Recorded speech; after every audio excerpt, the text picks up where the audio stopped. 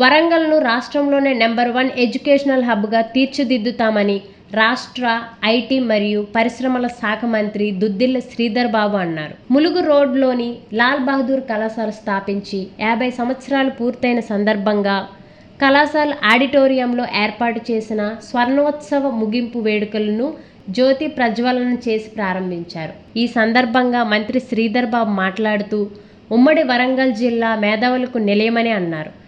LB కళాశాల విద్యార్థులకు మంచి బోధన అందిస్తూ 50 సంవత్సరాలు పూర్తి చేసుకుందని, ఈ కళాశాల నుంచి ఎందరో ఉన్నత విద్యను అభ్యసించి ఉన్నత స్థానాల్లో ఇతర దేశాల్లో స్థిరపడ్డారని అన్నారు. ఈ కళాశాల అభివృద్ధికి కృషి చేస్తామని, ఏమైనా సమస్యలు ఉంటే పరిష్కరిస్తామని అన్నారు.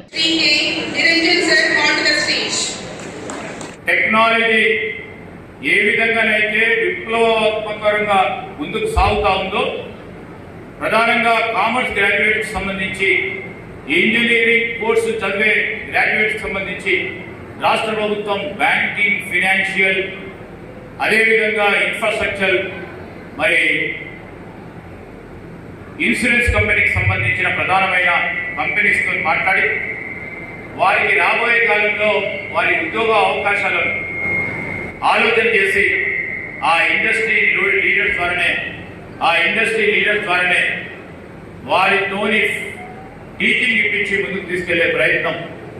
దాదాపు ఈ రాష్ట్రంలో 30 కాలేజీలు ఎంపికని ఈ కోర్సులు తీసుకున్న ప్రతి వ్యక్తికి ఈరోజు ఐసిఐసిఐ బ్యాంకే కానీ బహుళజాతి కంపెనీకి సంబంధించిన బ్యాంక్స్ అన్నీ కూడా మరి ఉద్యోగం కల్పిస్తాము.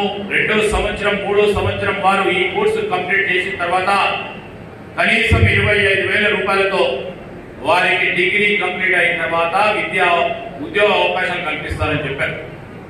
మరి నేను కోరుతా ఉన్నా, ఇవన్నీ కూడా ఇనిషియేటివ్ తీసుకోవాల్సిన బాధ్యత మా ప్రిన్సిపల్ గారు, అదేవిధంగా ఫ్యాకల్టీకి సంబంధించిన వారు వెంటనే స్పందిస్తే విద్యార్థులకు ఉపయోగపడే విధంగా అవకాశం ఉంటుంది.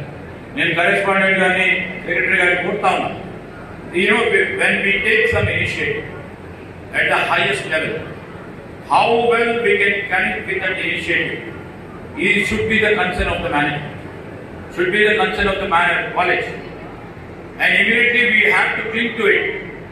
So now with the request of Mr. Rajendra Garu and the Principal Garu and everybody over here, I'll definitely put forward your request to the BFSI consortium